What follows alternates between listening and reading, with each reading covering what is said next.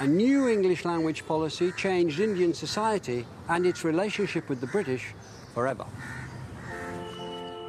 In 1835, Thomas Babington Macaulay, writer and member of the Supreme Council in Calcutta, wrote his famous or infamous minute.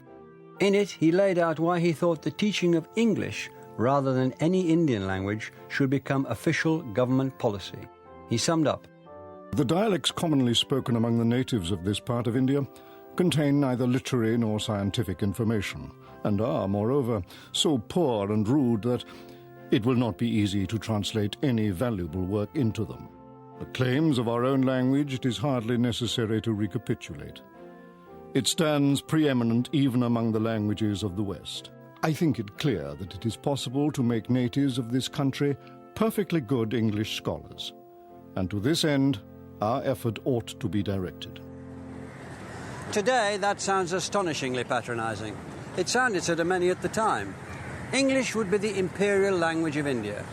There were some who welcomed it and saw it as a window to a bigger world, and they still do. Others who resented it as an intolerable imposition, and they still do. This English education would only ever be for a minority of Indians. Macaulay's intention in creating these good English scholars was to create a new class of Indians whose knowledge of the English language and ideas would make them loyal to their colonial rulers, a class who, he said, would be interpreters between the few thousand British in India and the millions whom they governed. These were the clerks of the Indian civil service, who are known here as writers. This huge building behind me, the Writers' Building, was constructed to house them. From here, hundreds of thousands of instructions dealing with law, finance, health, commerce, and the nuts and bolts of government were issued in English. From here, the British, through English, ran India. As the 19th century progressed, the vast continent was opened up. British colonisers, engineers, surveyors, doctors, planters invested their lives in the adventure. British civil servants, working with their English-speaking Indian writers, administered it.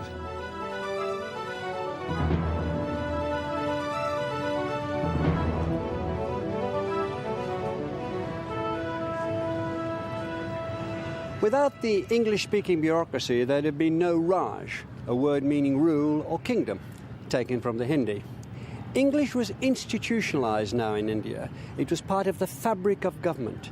It was the language of preference, the language of prestige, and English, as often, was changed by this encounter.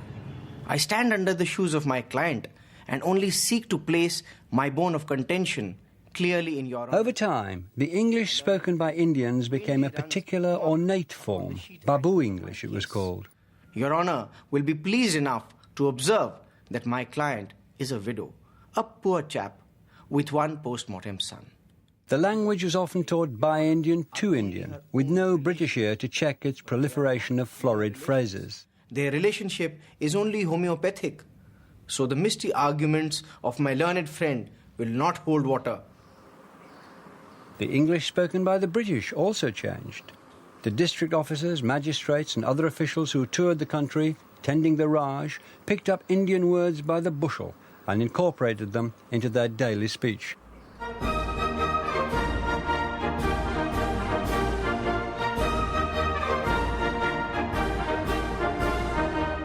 The British Army particularly relished picking up Indian words. They prided themselves on being able to bolo the Batatora, meaning to speak the lingo a little. Or perhaps they were banged up to the eyeballs, stoned on bang, in which case they might need a word with the Amen Walla, the chaplain, and find themselves facing Tory Peachy, which meant delayed repatriation, and was taken from the Hindi words for a little later. The slang was so prolific that it needed a dictionary.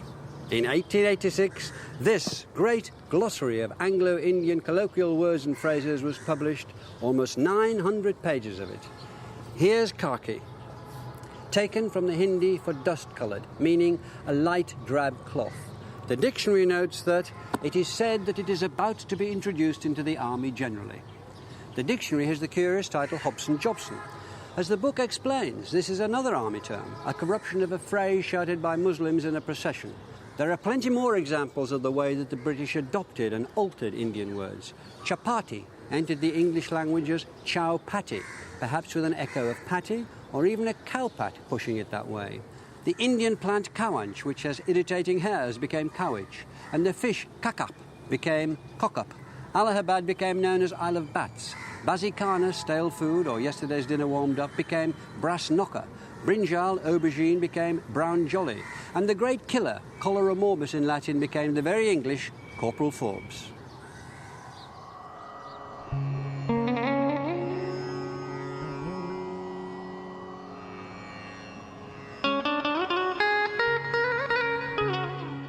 Whenever they could, the British fled the threat of Corporal Forbes and the heat and dust of the plains in summer and took to the hills. In and around hill stations like Darjeeling, army officers, civil servants and tea planters built a little England, where they could take tiffin on the veranda with their mem-sahibs or sip a chota peg as the sun went down. The British had become comfortable with India, and English comfortable with its Indian borrowings. First the sun fierce and glaring that scorches and bakes palanquins, perspiration and worry. Mosquitoes, thugs, coconuts, Brahmins and snakes, with elephants, tigers and curry.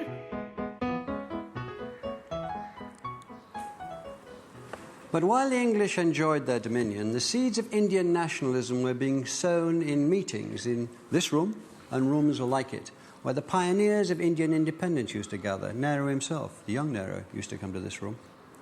This was the unlooked-for fruit of Macaulay's Minute and the education policy that had brought the English language to the Indian people. As well as words, they'd taken on ideas, Western ideas of democracy, self-government and freedom. And English had not only given them the theory, it had given them the language to communicate it to the world.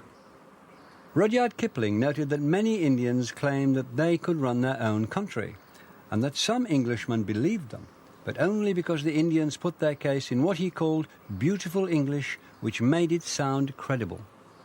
Kipling dismissed Indian independence as no more than a pretty idea, but it was more. It was persistent. The English language had inadvertently sowed the seeds of the destruction of the Raj.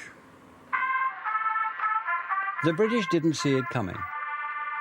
When the Viceroy, Lord Curzon, choreographed a spectacular durbar to celebrate the accession of Edward VII in 1903, India was still the jewel in the crown of the British Empire, and what or who could possibly dislodge it?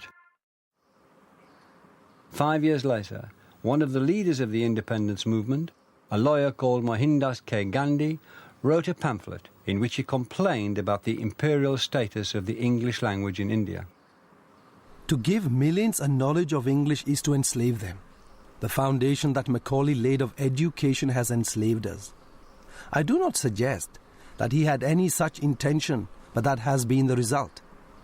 Is it not a sad commentary that we should have to speak of home rule in a foreign tongue?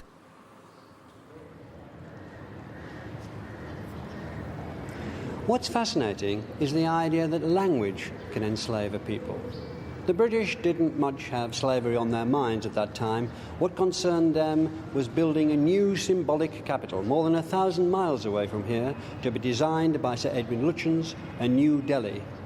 Had they still taken an interest in Indian languages and customs, they might have come across the proverb which said that anybody who tried to build a new capital at Delhi was doomed. It had happened 6 times already. It happened to the Raj. The Raj would be lost, and with that loss would come a move to oust English from India altogether.